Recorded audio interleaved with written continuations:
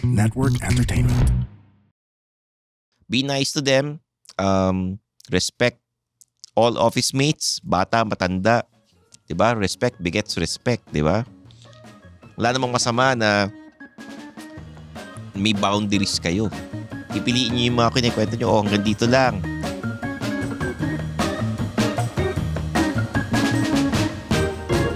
Mga Immortal, welcome to the Underpaid Podcast. I'm your host, Stanley Chi. Ito ang podcast na pro-employee para sa mga Immortal, where we talk about work-related topics in a light manner na parang nagkukwentuhan lang tayo. This is the podcast for the working class, kaya ang pag-uusapan natin, keep your nice office mates close and your insecure office mates far away. Bago lahat, like and subscribe to the Underpaid Podcast, leave a comment, rate the podcast, answer the poll questions, join the Facebook and Discord group, and follow me on my social media accounts. Meron akong Facebook, Instagram, TikTok, YouTube, at syempre ang Suplado Motors, kumpleto rin po niyan. Every Thursdays nasa 1PH kami sa program ni Julius and Tintin, Road Trip with Stanley Chi. And syempre, supportan nyo rin po ang Men's Room sa One News every Fridays, 9 p.m. It's okay to keep your nice office mates close to you guys kasi nga, nice naman sila. Walang mangyayari na masama.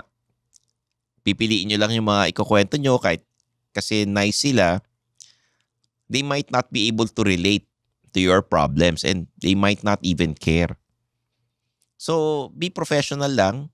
Chika-chika lang tayo ng ano yung pagkain mo, saan mo nabili yung sapatos and all. Trabaho topics. Don't discuss yung kung ano man sakit na meron mo, kung ano man dietary restrictions na meron mo kasi sometimes these people, they don't care. And that's okay kasi kanya-kanya kayo ng problema, kanya-kanya kayo ng ginagawa. Be nice to them. Respect all office mates, bata, matanda. Diba? Respect begets respect, diba? Wala namang masama na may boundaries kayo. Pipiliin nyo yung mga kinikwento nyo, hanggang dito lang. Ang interaction ko sa mga nice office mates, 5 minutes, okay na, 10 minutes, trabaho na uli. Huwag naman yung lahat ng oras nyo ginugugol nyo sa chismisan. Ngayon, kailangan kilatisin ninyo kung sino yung mga office mates na talagang nice sa inyo and they want you to do well. Or yung kahit na sabi mong nice sila, kahit na wala silang pakialam sa'yo, basta nice, okay na yun. Walang problema. You be with them pero don't be yung parang sobrang lagi mo silang kasama, nagsasawa na sila sa'yo. Magpa-miss ka naman parang sa panliligaw. Magpa-miss ka naman. Magpa-mysterious effect ka naman. Huwag mo ikukwento lahat kasi baka mamaya gamitin nilang bala yun sa'yo later on. Pag hindi na kayo okay or pagka magkakalaglagan or magkakasisiyan sa sabit sa trabaho, di ba? Pipiliin nyo lang talaga yung kakausapin nyo. Ngayon, kung merong mabait, merong nice, meron ding kupal sa opisina. Meron ding mga insecure dyan. Yung kupal, minsan gusto nyong patulan pero wag kasi HR yan, di ba? Hayaan yung si HR makakita sa kanya or ang manager. You report to your manager, you report to the HR na ganito ugali ni kupal office mate. Silang bahala dyan.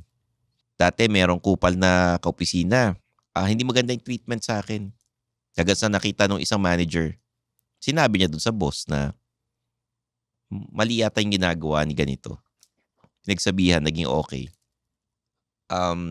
Ngayon, yung mga insecure office mates, they may pose as a friend, kunwari. Pero pag umaangat ka, hindi silang tutuwa. Yung mga ganyan tao, yun yung mga nilalayuan dapat.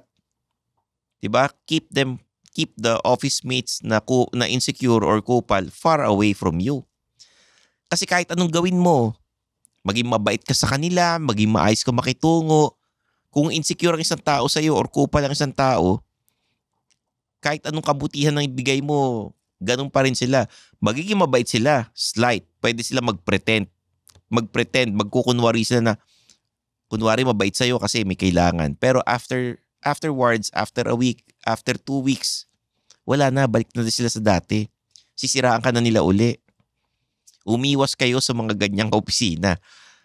May mga experience din ako na ganyan na Kahit gaano ka kabait, hindi mo pinatulan, maayos ka makitungo. Talagang kung ayaw sa'yo ng isang tao, kahit anong gawin mo, hindi ka talaga magugustuhan. Ayoko naman mag-judge, pero sorry sa mga ma-offend. Pasensya na, hindi ko po nilalahat. Yung mga insecure na masama ugali, hindi lang sa opisina to sila pa yung madalas mag-share ng mga Bible quotes na nagdadasal sila, na mabait sila. Yun. Mabait sa mga, hindi sa tao mabait, sa hayop mabait. Hindi ko nilalahat hindi ko nilalahat. Kung sino pa yung mga religious, yung pa yung iba ugali. Pasensya na po. Hindi ko nilalahat. I'm not perfect. May mga weaknesses din po ako. Pero never po akong pumatol na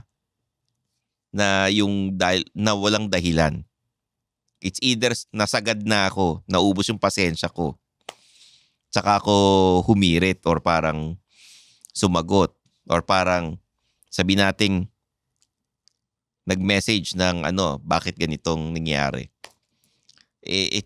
Mahaba ang PC ko pero pag nasagad ako, ibig sabihin napuno na ako, naipon na lang lahat. I may not be the most vocal person. I may let it slide, pero pag napuno ako, naalala ko lahat ng ginawa sa akin.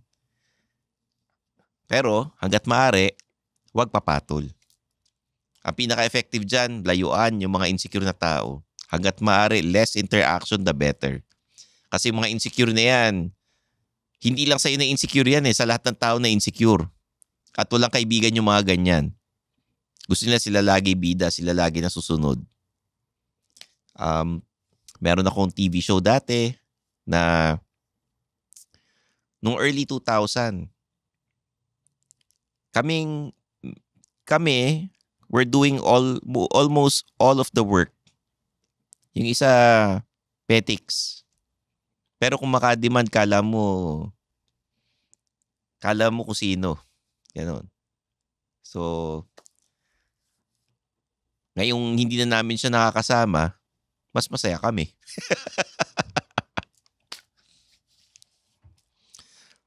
Kilala yan nila Uli, nila Durf. Kilala nila Uli at nila Durf yan. Kung nakikinig sila ng underpaid, matatawa na lang yung mga yan. Pero, lumayo sa mga insecure na tao, sa mga nega, sa mga downer, people who don't want you to do well, iwasan niyo yung mga yan.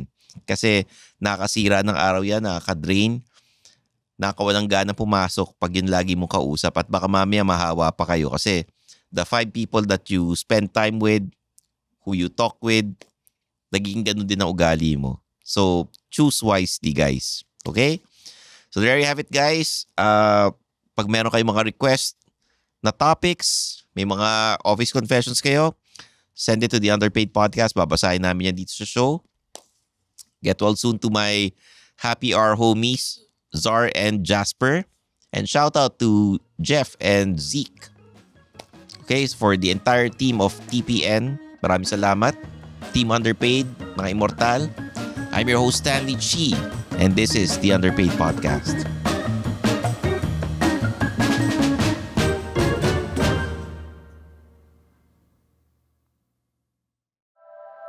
The opinions of podcast creators, hosts, and guests are not necessarily reflective of the official stance of the Pod Network Entertainment, its hosts, or other network programs. The content created by the people behind the podcast is personal and not meant to harm any religion, ethnicity, group, organization, company, or individual.